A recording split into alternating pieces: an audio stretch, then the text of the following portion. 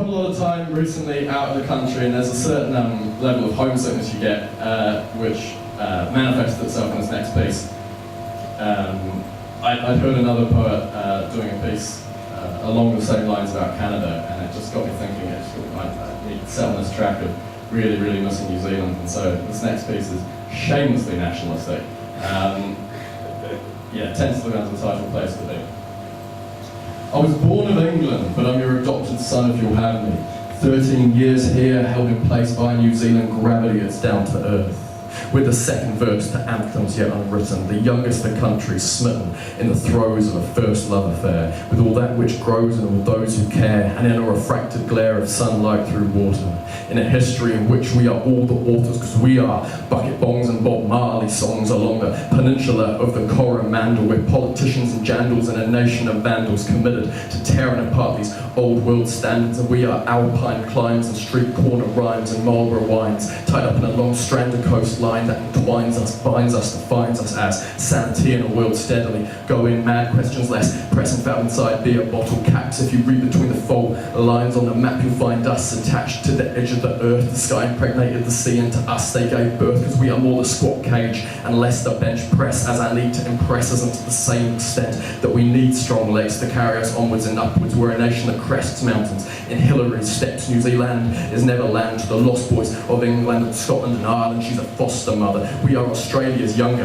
better looking brother, the Pacific's best kept secret beneath cloud cover, and we are the blood of colonial adventurers and warrior tribes runs through our veins on the inside, which is why we glide through World Cup games, big guys punching well above their weight, and it'd be fake of me to pretend I understand rugby, but even I can see the majesty in the 1995 try when Jonah ran through an entire side like a bullet from a gun, leaving English fullbacks shocked and stunned to fear New Zealand for years to come, to fear the speed at which big men run, revere the seas that we sprung from, fear the fire the first men stole from the sun, because we are long days after hard nights, handshakes after fist fights. Despite losing our guys in 1915, we built monuments to Ataturk because we respect him. That's sportsmanship to the greatest degree. Between the Aegean and the Black Sea, we made an ally out of an old enemy. This nation bled for its place in the world willingly as the Turk baptized in fire the Kiwi, and we are history in ink on shoulders, cracks and boulders older than written scrolls or hobbit holes or stumps of Kororarka flagpoles. We coast the west coast on a half tank and a spare tyre.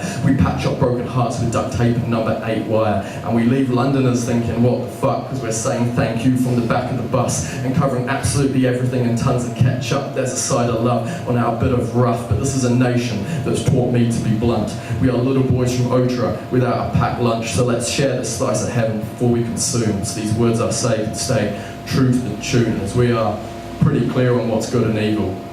Don't send our soldiers overseas to go and hurt people. Our army of students with spades in Christchurch Cathedral. A million hands outstretched to protect the feeble. Speaking of broken steeples, as a people we rebuild equal, if not greater than it was before, because our history is more than broken buildings anyway. Our history is built in the people who survive, and the remains. Often our claim is to have led the world in the women's vote in 1893. Not trying to rock the boat, but it was backfiring policy of Richard Seddon, caused it accidentally. They don't forget decades of protest by Shepherd and Hook on temporary. This is beautiful to me. Achieving perfection unintentionally, like it's meant to be, like the currents in the sea that carried coupe to land on an Aotearoa beach and build our foundations in evergreen trees, because we are parents that fought apartheid, grandparents who defied social norms, great-grandparents who died on the beaches of Gallipoli against machine guns and dysentery for the better world I think we now define. That's right, that's pride, that shines like the beacons of Gondor. I've been yonder too long, and it's when you're gone you remember what's on these shores. But I'm back now strong, drop my backpack at the door, because these islands are worth crossing oceans for.